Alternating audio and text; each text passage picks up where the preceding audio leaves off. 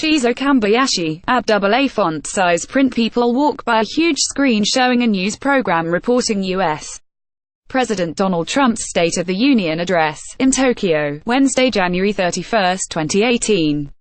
The omissions in the State of the Union, and the fate of Victor Cha, all point in the same direction. The more closely you read Donald Trump's comments about North Korea in his State of the Union address, the more plausible it becomes that he is preparing for war. First, there's the sheer emphasis he placed on the subject.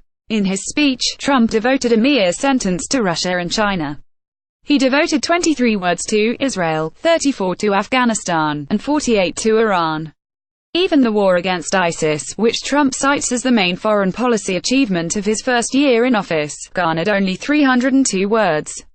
North Korea received 475. Second, there are the things Trump didn't say.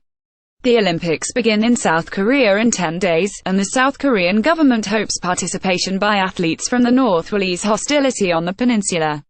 But Trump didn't mention the games. In fact, he didn't mention diplomacy at all.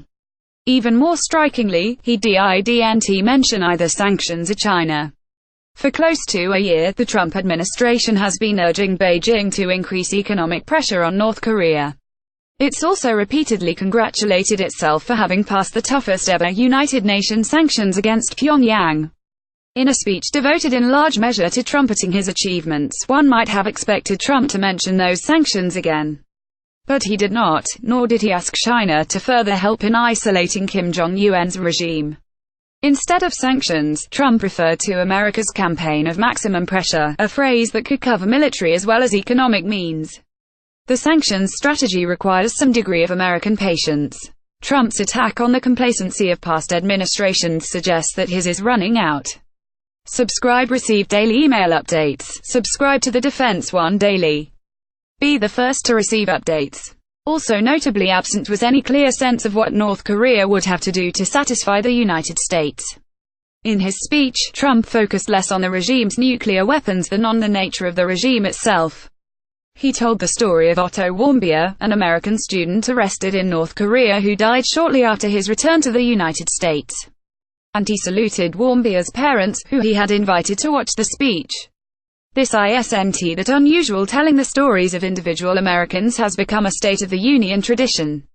But then Trump did something more unfamiliar. He told the story of a non-American, a defector named Mr. Ji Seong-ho, who endured grotesque horrors in North Korea before making it to the South.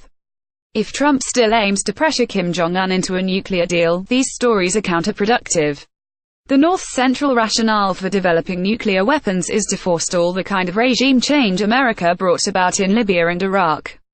Trump, by emphasizing the depravity of the North Korean regime in his most high-profile speech of the year, thus strengthens Kim's justification for never giving his nukes up. But if Trump's real aim was to rally public support for a military strike, the Warmbier and G stories serve a purpose. They rouse moral indignation. The Warmbier case even makes American military action seem like an act of self-defense. Kim's regime brutalized a U.S. citizen. Now, as Trump told Warmbier's parents, we pledge to honor Otto's memory with American resolve. As Trump was preparing to deliver his address, news broke that the White House was withdrawing the nomination of former Bush National Security Council official Victor Cha to be ambassador to South Korea. The Financial Times reported that Cha had been asked by administration officials whether he was prepared to help manage the evacuation of American citizens from South Korea, an operation known as non-combatant evacuation operations, that would almost certainly be implemented before any military strike. Cha, the Financial Times reported, had expressed his reservations about any kind of military strike. These reservations apparently cost him his job. Maybe the FT story is wrong. Maybe Trump isn't as serious about a bloody-nose military strike against Pyongyang as some reports suggest. But his State of the Union speech suggests, at the very least, that Congress should begin debating the risks of war. North Korea's reckless pursuit of nuclear missiles could very soon threaten our homeland, declared Trump on Tuesday night. So could Trump's reckless pursuit of a military solution to a problem that has none. It's up to Congress to try to stop it.